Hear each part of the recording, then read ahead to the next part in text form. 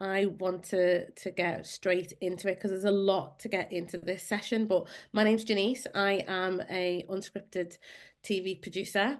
And in today's session, I'm going to be talking about all the different roles that exist for unscripted producers, explain what we do and how we do it, and who we work with in terms of the productions and the talent. So I'm going to focus primarily on three roles, but in total there is going to be around 20 roles that I will explain and help you understand more about what unscripted TV producers do and how we fit into the wider sphere of television. So first of all, just a bit of a recap so people have an understanding of unscripted television and the kind of productions and programs that are unscripted. The word unscripted, there's always a script when it comes to television. However, what it does mean is that it is not a drama, it's not a film, and it's not using actors. So we are talking to people who are specialists or contestants or contributors or cast members. So these are some of the examples of things that I've worked on in the past, which would have different styles of people that are involved. So Even Better Than the Real Thing was a BBC studio entertainment show which looked at international, the best of tribute acts with Paddy McGuinness. Rap Game UK, again, that is something that is for BBC Three, which is it's unscripted, it's reality, it's got an element of factual entertainment in there as well. But again, it uses talent. So you've got Krypton Conan, DJ Target, amongst other artists that come in as specialists. And then at the bottom, you've got Written in the Stars, which is it was an experimental dating show. So it didn't necessarily fall under the category of reality because it was trying to match people using horoscopes and encourage them to fall in love under a 28-day lunar calendar. And it was very similar to what you would describe as a reality show around Love Island. However, this was not for winning a prize like you would do on Love Island, because you actually are a cast stroke contestant on Love Island. And then Boots Dreams, we're going to be doing a deep dive into Boots Dreams, but essentially anything that's like a documentary, a reality TV show, factual entertainment, studio show, they are generally your unscripted television. So this is a little bit more of an example as well, in terms of, I just touched on before, which I will go into when I explain about the role of a cast and producer. You've got different members or contributors that would be called cast. So you've got Celebrity X on the Beach at the corner. So again, they are cast members.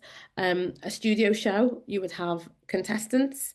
Housewives of Cheshire, Olivia Meets Her Match, and The Dragons. They're all talent as well within that. And I will touch base a little bit more in depth with that for talking around the casting process, and we'll revisit that slide. So we're going to go to the next slide, and we're going to go straight into examples of unscripted TV producers. So as I said before, unscripted producers will work in various different genres. They're essentially always working towards the editorial and narrative of that particular production and that story. So all the roles will feed right into what is the editorial, how are we going to keep these contestants safe, how do we keep the theme of the story or the theme of that production in place, and it'll all come together as I explain the different roles. But it's again to engage with that audience, to know that audience. So we're constantly thinking about the decisions that we make, what does that transcend in the edit and when it's broadcasted. How do we work with the talent and the cast to bring out what we want to bring out, to highlight that this is for BBC Three, or this is for ITV, or this is something that we're going to kind of go do a deep dive nose into a specialist topic. All the unscripted TV producers that I'm going to explain will all contribute into that, and bring out the best in the contestants or the contributors, because a lot of the time they are not paid to be there. They aren't actors. They aren't adapting to the role. They are being who they are, or given a version of who they are and contributing to that TV show. So the next slide now will start touching on some of the roles. And as I said, there's around 20 roles that I'm going to kind of talk about, and I'm going to skim through these. So we've got a story producer, which essentially will either keep track of developing story or will plan what the story is going to be. We'll have a welfare producer who will ensure that people, there's two types of welfare producing. It might be welfare for people within that production company, but essentially the role of an unscripted welfare producer would be to ensure that the people who are there in front of camera are very well looked after, which is one of the roles we'll do a dive into.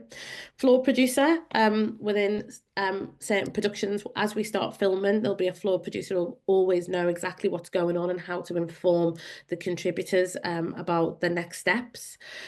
A development producer is a producer that will work within the idea format of a new production or a new idea, and they will develop that idea, and they could either work directly for a broadcaster, or they might work for an independent production company, and they'll help package a TV idea that will then go to the channel to hopefully get commissioned. Casting producer is somebody that would also do pre-production and be finding the best of the talent for that said production. Location producer. A location producer will be, for example, if there is a production that is always filming in the natural habitat of maybe somebody's home, they will engage with the story producer, and a story producer will develop a brief, which is essentially like a script, and they will send that across to the location producer. So the location producer understands what they're going to be asking the talent to do in ensuring that we get something recorded in order to feed back into the bigger story. And there could be several things happening at any one time with a location producer. And forward planning producer is somebody who would set up filming. So if you required to go filming in a sports centre, or you required filming on location abroad, a forward planning producer is always finding the locations and making sure that it fits within the right reams of what we might need for that production. And they may also bring in additional people to dress that location as well. An edit producer is somebody that would work with an editor and ensure that all of the different pieces of the puzzle that have been filmed for X amount of time on location or in the studio would then come to the edit producer for them to be able to put the story together, and they would shape it and get the best bits about that particular day's filming or week's filming or filming block, and they'll work quite closely with the exec and the series producer and the commissioner to ensure that the final piece, the final edit of it is something that everybody's happy with. Prize producer, okay, so really exciting role this. Prize producers aren't on every production, of course, more so on any of the shows that require contestants to win something. So one of the game shows that I worked on was Win Your Wish List, and you could win whatever your wish list was. And it would be an opportunity for people to go as wild as they might need to and decide on what they would like on their wish list of prizes to hopefully win. And essentially you're making dreams come true. So one of the contestants actually wanted to win their wedding. So the role of a prize producer would be to make sure that that prize would be very much available and ready, that if that prize was won, they could go with it. So essentially, I was also a wedding planner as well as a prize producer for that particular production. And then gallery producer. If a gallery producer will work on productions that are either in studio or could be on location, and you'd have an outside broadcast, and you would be looking at all of the different screens to kind of figure out what is happening and when it's happening. So for example, on Dragon's Den, there'll be a gallery producer who will be feeding through to the floor producer and maybe the contestant producer to ensure that everything that is being said and done in that pitch to the dragons is exactly what they've spoken about. So it's kind of monitoring things and maybe asking to rerun something to get more out of the contributor, or to repeat things, or to encourage a conversation to take place, or to ask something depending on how the filming is taking place. So they feed right through to the floor producer, who will then be speaking to the cast or the talent or the contributors on the floor. MIV. So MIV is master interview. So essentially, if anybody watches Love Island, for example, and they cut to the cast member talking about the situation that's just happened or that's just unveiled, there'll be somebody who is interviewing that person. So you are essentially the interview producer. And we've got a duplicate there. I've already explained what edit producer is and location. I think we've also covered that. So and contestants. So we can have a talent and a contestant producer who would work through. So if you've got some high profile talent that are being booked for a special appearance, and it could be because they are going to be doing something outside of their natural comfort zone. So if you've got an artist, a rapper or a singer who you're bringing in to be part of a panelist, the talent and the contestant producer will work with their management or their agent to communicate everything from booking to where they need to be, day of arrival, who's the point of contact, and they would generally stick with them throughout that day to ensure that they know every step of the way that of what's happening or when things are going to take place, and essentially be that person between the floor producer or the gallery producer. They will all work together as a team because they want to get the best out of that high profile talent. So yeah, a contestant or a talent producer is what that's known as. So that is me running through a lot of the different roles. And obviously anybody that wants to ask questions around those particular roles, I'm happy to answer later on. But we're just going to go to the next slide. Question producer, without saying, if you are on Who Wants to Be a Millionaire?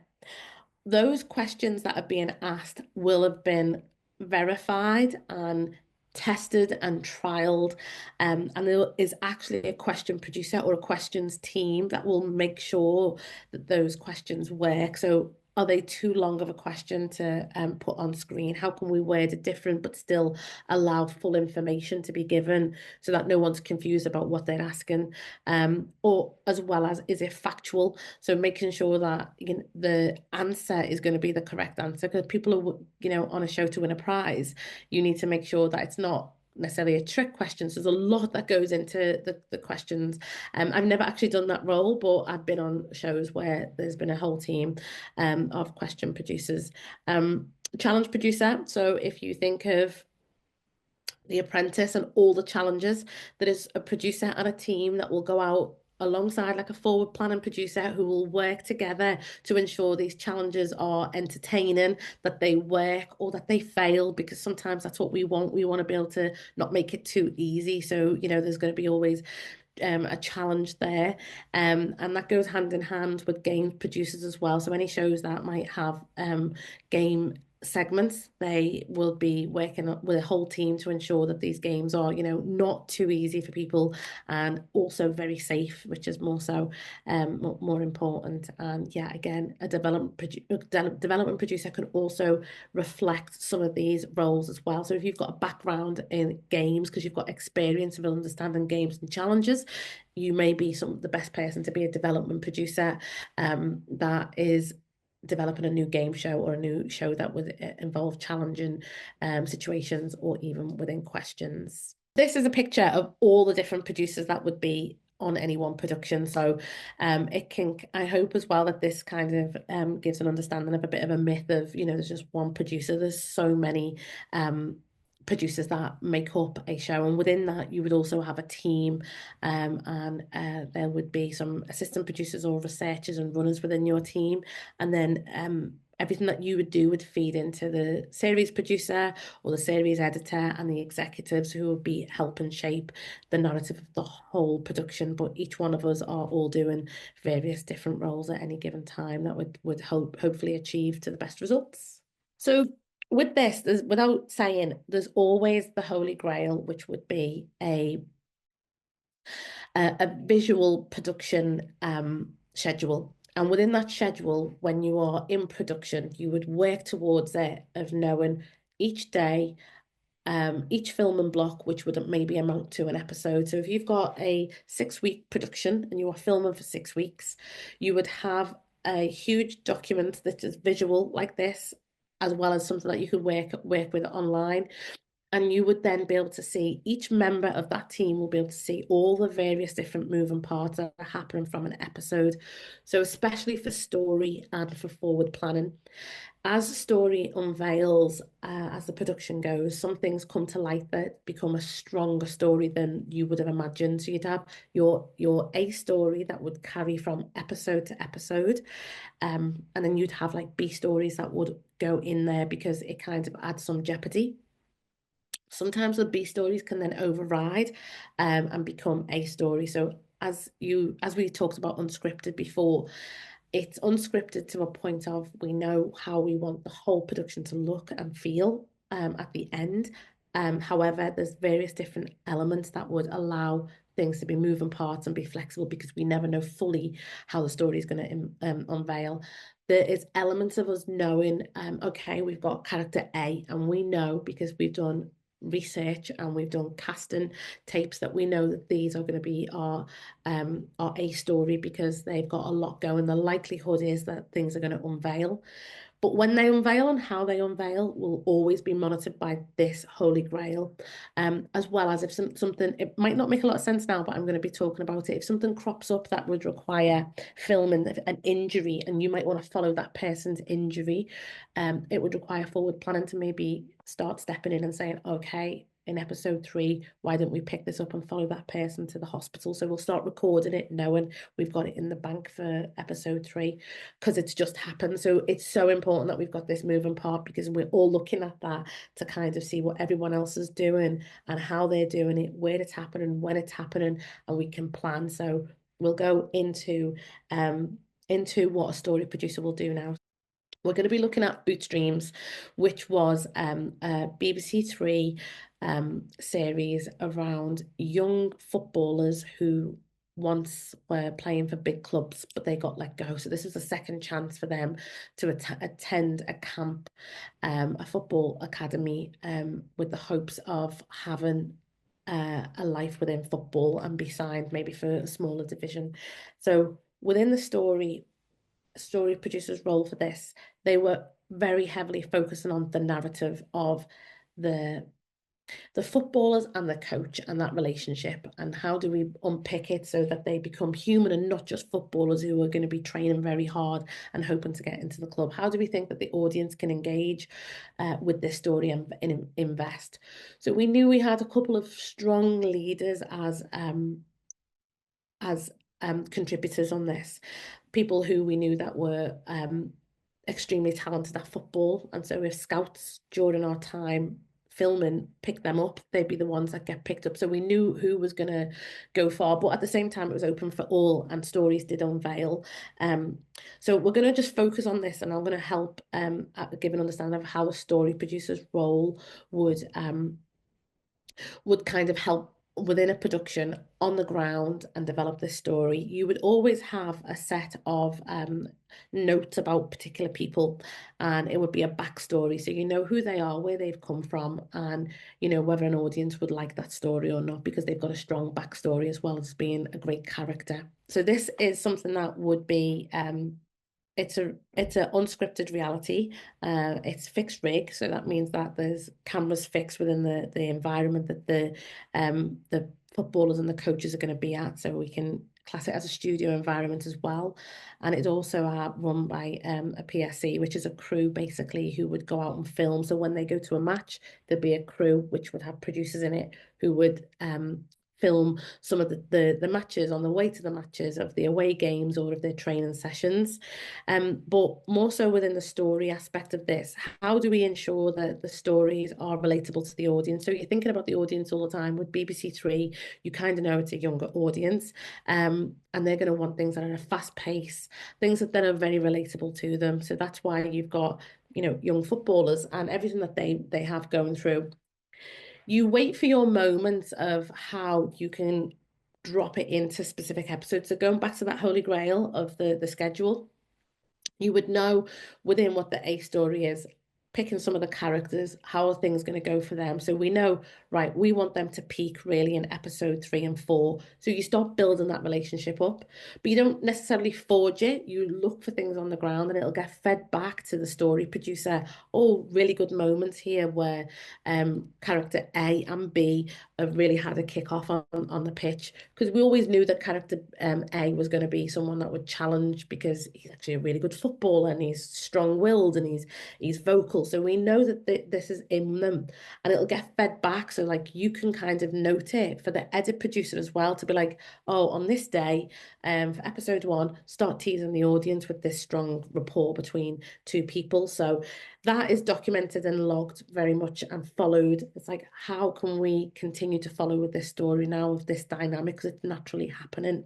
when we know there's going to be a lot of focus further down the line on this player. We start early on to ensure that we build that story and that rapport up. Within that series, these are all the different producers' roles except prize producer. The fixed rig would have a lot of producers on the ground because you're watching maybe 20 different cast members and their story unveil, and it's not capturing everything at the same time. So you'd feed it back to the gallery producer, because there would be a gallery, as I said, for a fixed rig, there's lots of cameras and the gallery producer can see what else is happening, whether it be in the coach's office or whether it be in the psychologist's room. If anybody's interested, you can go and watch that and have an understanding and see where this is coming. And there's various different producers within that. They all kind of mix and match in terms of like reality and scripted, whether it be a studio, whether it's entertainment or game show. So a lot of these roles would interact and interchange in terms of the production and the production needs. We're going to move into the role of cast and producers now. And just in terms of like the role of cast and producers and what their responsibilities are, is to ensure that when they're looking for people to be involved in a production, they are looking for representation.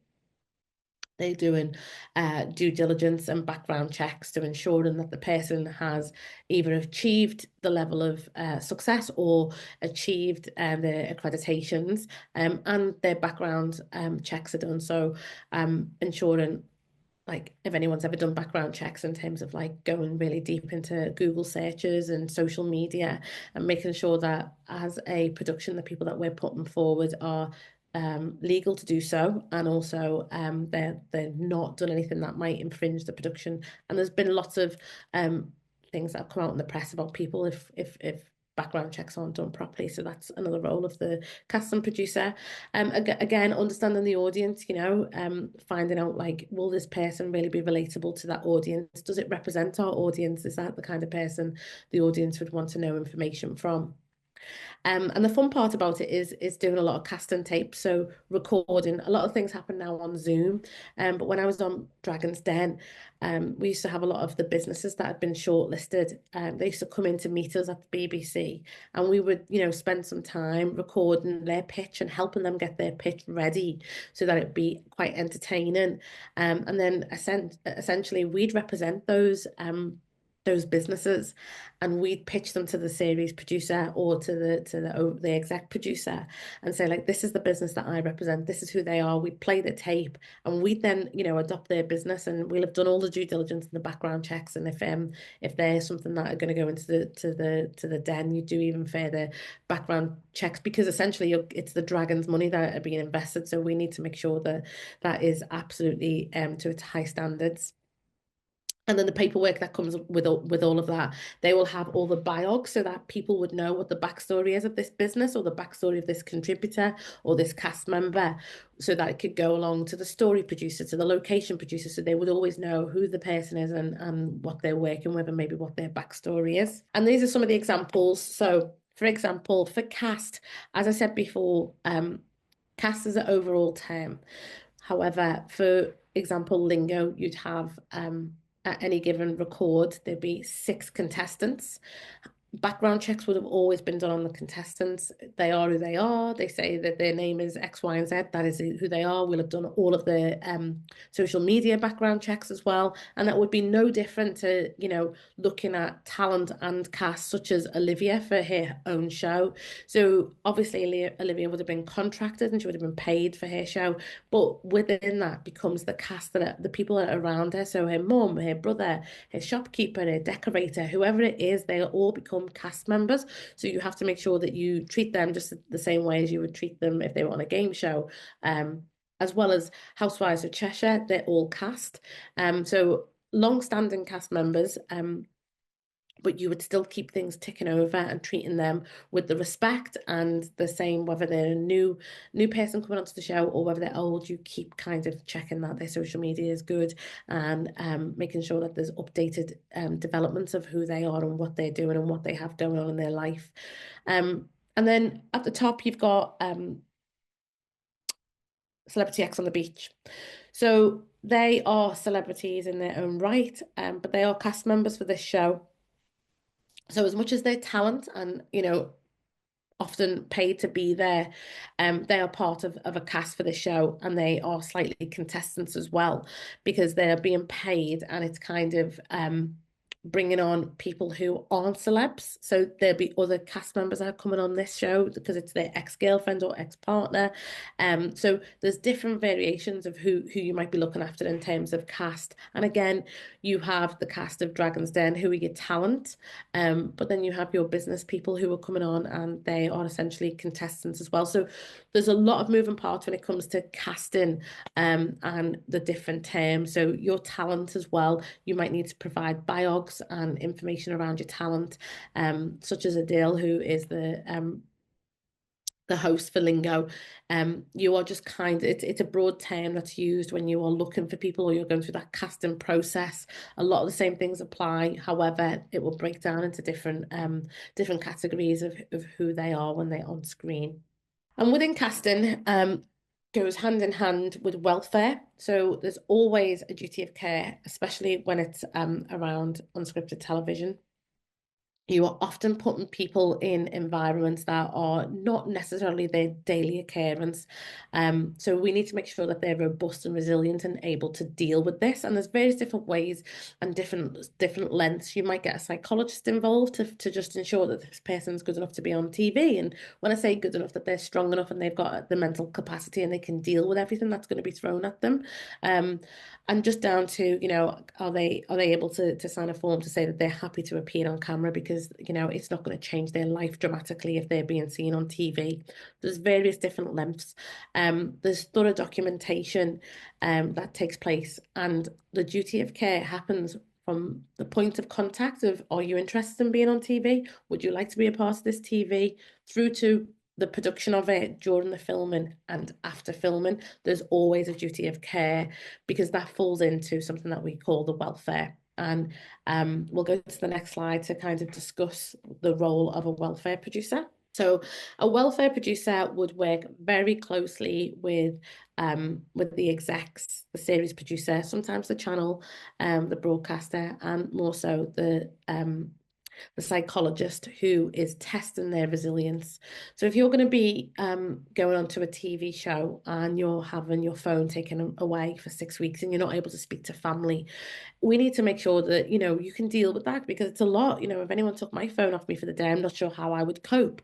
But if you're taking somebody's personal items away and putting them in environments, you need to make sure that this is something that they've got the resilience for and that they can manage and they can cope. So they will have conversations with a psychologist and a report will be given, and that would be on a need to know basis. It would be so strict that only the welfare producer and those that need to know the outcomes of this report, because that would impact what protocols and regulations would be put in place for that person, because we don't want to discriminate because they might have an issue with something or something that they might struggle with. It's just that we need to know we can make things in place. Like if someone's scared of heights and we're going to ask them to, to climb a mountain, how would that might make them feel? Can we still have them do it? And what can we put in place to make sure that their duty of care is considered?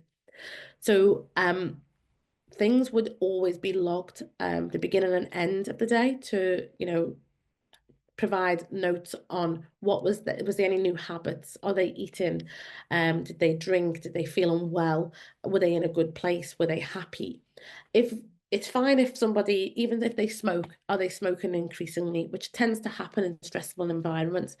And what can we do at looking at that? If it's 3 days in a row where there's constant like complaints, or whether there's an increased amount of smoking from cast members, if it's all logged, if they didn't eat or they were, eating more than usual, you would then maybe think there's patterns going on.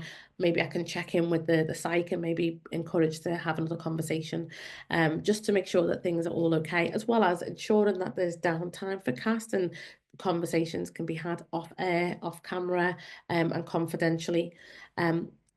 The welfare is so paramount for any production, because we're all here because these people have provided us their time.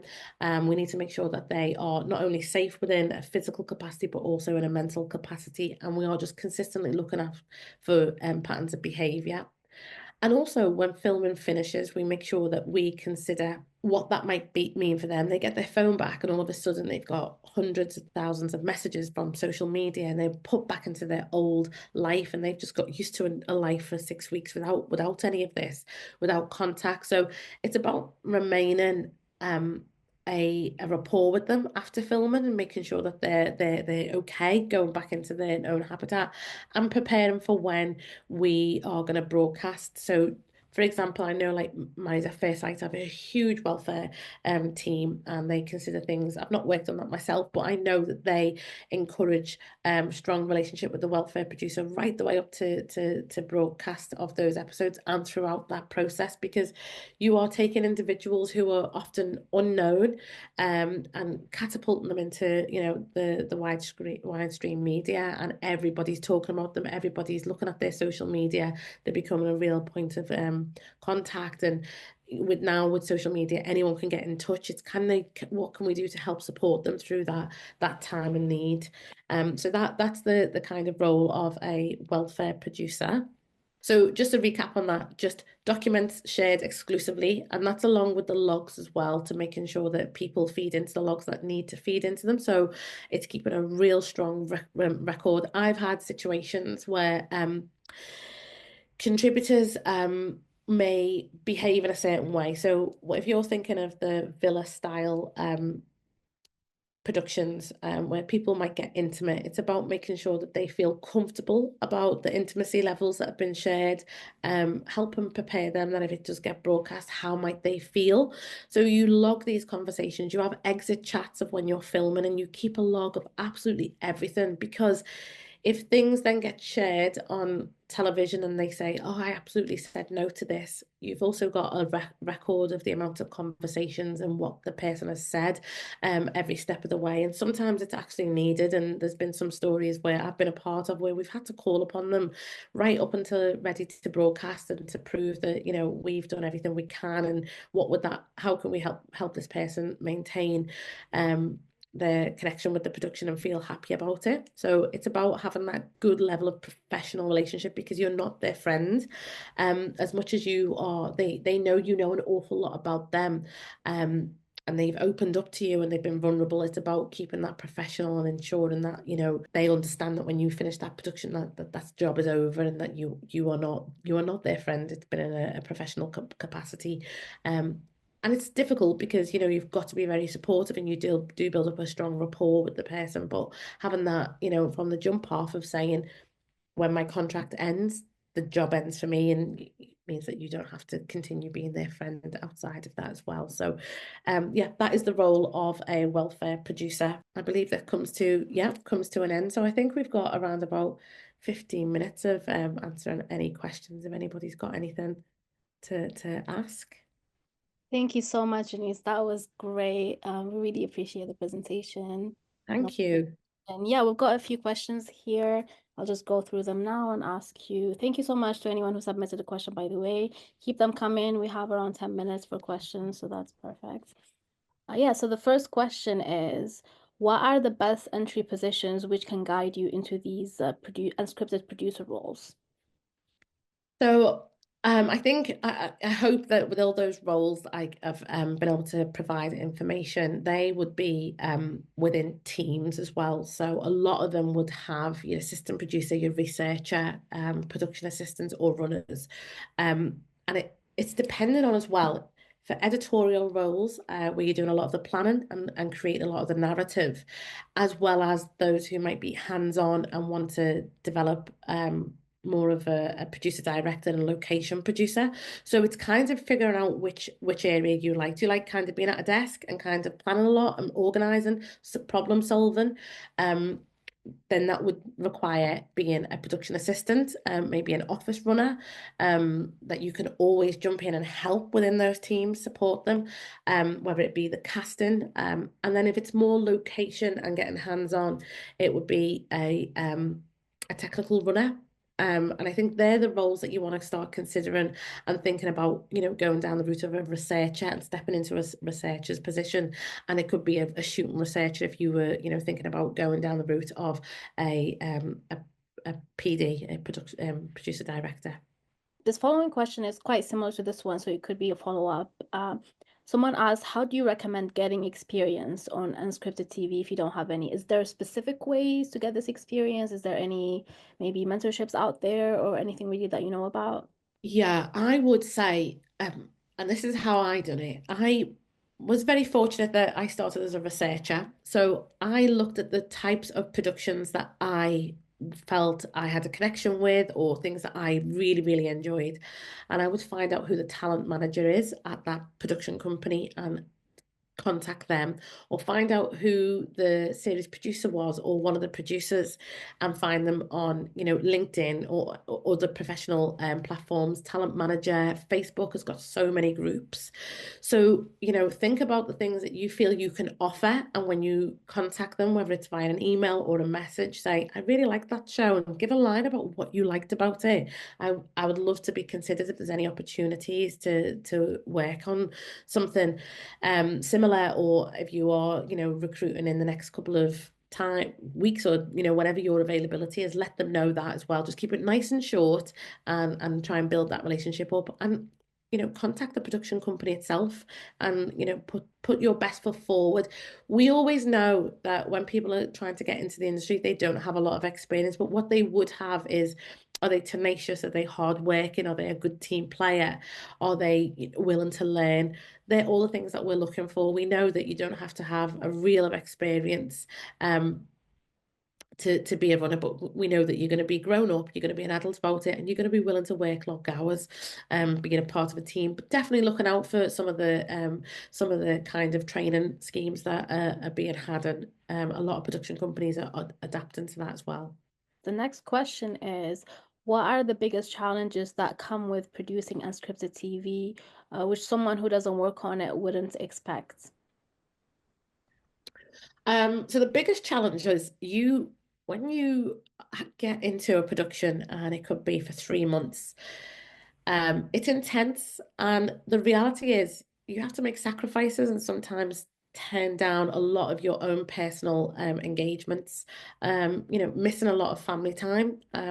These are long working days, often away from home. As I said, I've had the privilege of working across different countries internationally, and filming in different places. That comes at a sacrifice of, people think, oh, it's great, you get on a plane with work, you're going abroad and you stay in a hotel. It's a location. You are there to work. You don't necessarily always get to see the beauty of those places. And it comes at a price as well, where, not staying in your own bed, not having dinner at your own table, because that's the way of life. So I mean, I know they sound very privileged, but it's also sacrifices. So I think there's some of the challenges that I've faced.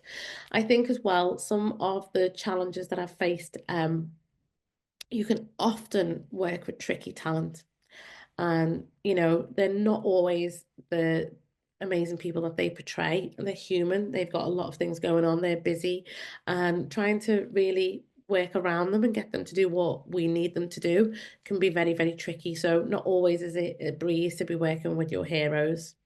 The next question is, what different paths are there into unscripted TV? Is it just a specific path, or can you go into it from different ways? No, I think if the path would be to learn about the production and the way television works. So I think starting off as a runner or a production assistant, a location assistant, um, an office runner. I think they're kind of generic ways, but there's no reason why I work with some people who have sidestepped and they've had other professions and they've said, okay, this is where I'm at. I'm willing to learn. However, they've got different skill set which allow them to have the experience of understanding how a story would unveil. So they could come in sideways and become an assistant producer. So it's if you've got work life experience and you've worked in other capacities that have allowed you to showcase that you are organized or you are creative, there's different ways into it if you don't necessarily just want to go from the linear routine. You can always go sideways. This following question is actually quite related to what you talked about in the welfare section of the presentation. The question says, how are the people in unscripted shows supported when they're not on camera? And they give examples here like counseling / therapy off screen. Is that something that is provided? Yeah, that's 100% provided. And I think, as I say, it would all depend on the nature of the show. So if some of the shows that I've worked on, which require people to be away from home in a villa style environment, um, they may not cope very well with certain things, or they thought they were going to cope very well. So we make sure that there's constant conversations that are had with professionals. It could be a situation that they've been in that might have triggered an emotion for them, or something that they have felt before and weren't quite ready for it, and it's emerged. We don't want to stop the show and say they've had to leave. And I'm sure everyone's seen in television where people have had to leave. It's probably because it's been the best decision for them. And that is what this is about. It's about making sure that the best decisions are being made to ensure that that person is kept safe and well. Um, so a lot of therapy can be offered off camera and after filming's taken place as well. The next question says, how much experience / how many credits before you move up to producer?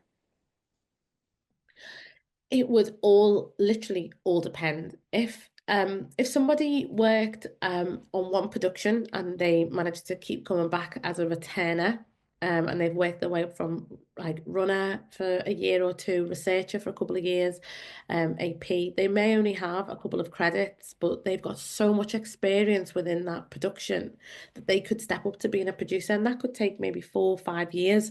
Um, because they've managed to kind of, really understand what the nature of this program is. And in other cases, it could be that you are going from so many different productions, that it might take a little bit longer because you've got, 3 or 4 years just working as an assistant producer, and you're quite waiting for that break into a producer's role. So there's no real track, and it depends on what you want, how you want to be. Some people just want to be assistant producers and that's their career. Some people might just want to be producers. So it depends how hungry you are for it. There's no strict time. You might actually be an absolute specialist within a specific area. So that level required you to be a producer. So maybe that's something that you can do after just a couple of years. So I would always say is really get to know the industry before moving up. Don't think about the credit. Don't think about being a producer. Enjoy. There's a lot of responsibility that comes with the producer, so you can actually really enjoy being on a production, and learning all about that specific role without having to take the full responsibility on. I think we've got time for maybe one or two more questions. But this one is actually about the technical skills that people need to nurture to become a technical runner and then maybe unscripted producer in the future. Is there specific technical skills? Yeah, I think if you really want to get down and gritty with the kit, as a runner, ask whoever the camera op is, the sound op, the lighting, ask them all the questions. I'm not very technical. I can switch a camera on and I can make casting tapes and I can pick up a camera if some action's about to take place and I need to get the B-roll of it. You don't actually need to be technical. However, if you did want to go down that route, ask all the questions when you are on location to your camera assistants, your lighting, ask them to show you how you change a lens. How does a kit bag look? What is it about? Like where do the batteries go? How can we change the battery? I think that will come naturally, and then they will ask you to keep doing it and pack away, you then start to have an understanding of that. You wouldn't necessarily need to know that if you wanted to be one of the unscripted producers that I've been, but if you wanted to be like a PD or part of a PSE crew, it's quite good to kind of, consider understanding all of the technical aspects. All right, let's do one final question. And this one asks if there is a way or just some sort of maybe company website, anything that helps with sending your idea, like pitching an idea for, let's say, like a dating show, like unscripted dating show. Is there a specific way to go on about it, especially for some Um, not be? yeah, so there's a few rules about that. Unfortunately, like broadcast producers, so you like Channel 4, ITV, Netflix, BBC, Channel 5, they don't want to take ideas from individual because if that idea is something that they're working on similar, and then this person says, "Oh, I gave that idea," there's that whole IP issue. So they don't really just take an idea from a person. If you've got strong ideas that you think would bang, that you think, yeah, this, I know the audience would love this, and I've got this idea and I feel like really passionate about it, find a production company that makes similar content and maybe speak to them and their development team and say, could I, is there any opportunity? Do you have any opportunities for developing researchers or part of your team? I've got this idea, and speak to the production company because they have the strong ties in with the commissioners. So it's more likely to get commissioned via a production company than just an independent person. Even me, with all my years of experience, I wouldn't be able to just go and get a commission from a channel. It would be better for me to kind of go through the development route or to consider an idea and work with a production company alongside that idea as well. Actually, can we do one more question? Yeah, no, go for it. I'm here. One This for is God's the sake. fun part. So someone asked, what jobs do you have in pre-production and then in post? Okay, so for pre-production, within unscripted producers, you will have your story producers, um, your forward planning producers, casting producers, um, question producer, um, I don't think there's any more producer roles, casting, welfare producer, um, some location producing, and then on location and on production, you'll have your gallery, your floor, your story, your sometimes your cast producer will also come over and work with the team for welfare because they've known those cast members for a long time. And then for post is very much your edit producer. So that's why it's really important that everyone during production who have got those roles are really logging absolutely everything and having strong sets of notes so that people know where to find the footage and what that footage looked like, what that person was going through, so that the edit producer can be like, oh, I really need a shot of them doing X, Y, and Z because that'd look great here. So yeah, edit producer is the post-production roles. That's it for now. Thank you so much, Denise. You know, no worries, and lovely to hopefully it's been something that I've been able to provide a great insight to. It's been great. Thank you so much.